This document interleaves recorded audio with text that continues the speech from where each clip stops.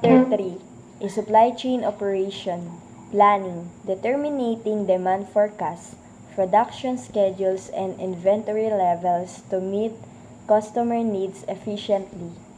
Second is Sourcing, selecting suppliers for raw materials and components. This includes negotiating contracts and ensuring quality standards. The third is manufacturing, converting raw materials into finished product. This stage involves managing production processes, quality control, and labor. The fourth is logistic, coordinating the transportation of goods from the manufacturer to warehouse and ultimately to customers. This includes managing shipping methods and routes.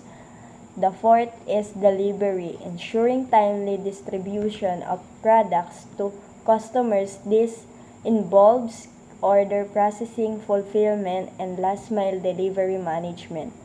The fifth is returns management, handling product return efficiently to maintain customer satisfaction and minimize losses. The sixth is effective supply chain operation, rely on collaboration technology like ERP system and data analysis to optimize each stage for cost efficiency and customer service.